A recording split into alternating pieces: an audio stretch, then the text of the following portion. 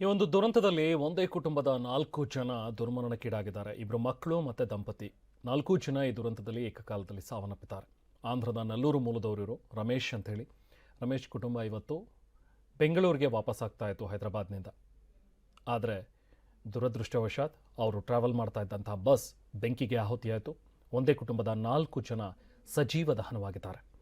Bus ದುರಂತದಲ್ಲಿ ಈ ದಂಪತಿ ನೋಡಿ, ಪತಿ ರಮೇಶ್ ಅಂತ ಹೇಳಿ, ಅವರ ಪತ್ನಿಯ ಹೆಸರು ಅನುಷಾ, ಮಗು ಶಶಾಂಕ್ ಮತ್ತು ಮಾನ್ವಿತಾ, 4 ಜನ ಮಲಗಿದ್ದಲ್ಲೇ ಸುಟ್ಟು ಕರಕಲಾಗಿದ್ದಾರೆ.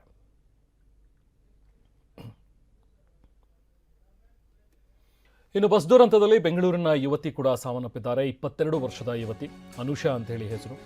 ಇವರು ಕೂಡ ಸಜೀವವಾಗಿ ದಹನವಾಗಿದ್ದಾರೆ. ಯಾದಾದ್ರಿಯ ನಿವಾಸಿ 22 ವರ್ಷದ ಅನುಷಾ ಬೆಂಗಳೂರಿನಲ್ಲಿ ಸಾಫ್ಟ್ವೇರ್ ಎಂಜಿನಿಯರ್ ಆಗಿ ಕೆಲಸ ಮಾಡ್ತಾ ಇದ್ರು.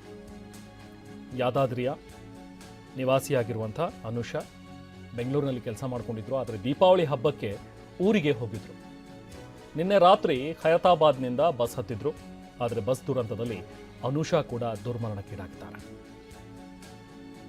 ಹೀಗೆ ಒಬ್ಬೊಬ್ಬರದು ಒಂದೊಂದು ಕರುಣಾಜನಕ ಕಥೆ. ಆಲ್ಮೋಸ್ಟ್ ಈ ಬಸ್ನಲ್ಲಿದ್ದಂಥವರು ತುಂಬ ಜನ ನಾವು ಗಮನಿಸ್ತಾ ಹೋದರೆ ಲಿಸ್ಟಲ್ಲಿ ತುಂಬ ಯಂಗ್ಸ್ಟರ್ಸ್ ಇದ್ದಾರೆ. ಎಲ್ಲರೂ ಬೆಂಗಳೂರಿನಲ್ಲಿ ಇಲ್ಲಿ ಕೆಲವೊಂದಷ್ಟು ಜನ ಟೆಕ್ಕಿಯಾಗಿ ಕೆಲಸ ಮಾಡ್ತಾಯಿದ್ರು. ಇನ್ನೊಂದಷ್ಟು ಜನ ಬೇರೆ ಬೇರೆ ತಮ್ಮದೇ ಆದಂಥ ರೀತಿಯಲ್ಲಿ ಕೆಲಸಗಳಲ್ಲಿ ತೊಡಕೊಂಡಿದ್ರು. ಎಲ್ಲರೂ ಹಬ್ಬಕ್ಕೆ ಅಂಥೇಳಿ ಹೋಗಿದ್ದಂಥವ್ರೆ ಆಲ್ಮೋಸ್ಟ್ ಈ ಬಸ್ನಲ್ಲಿದ್ದಂಥವ್ರು.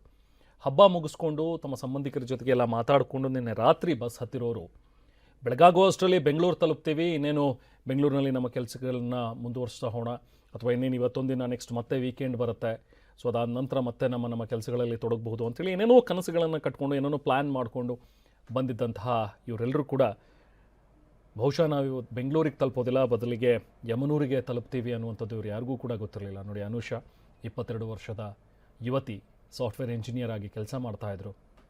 ಅವರು ಕೂಡ ಸಾವನ್ನಪ್ಪಿದ್ದಾರೆ.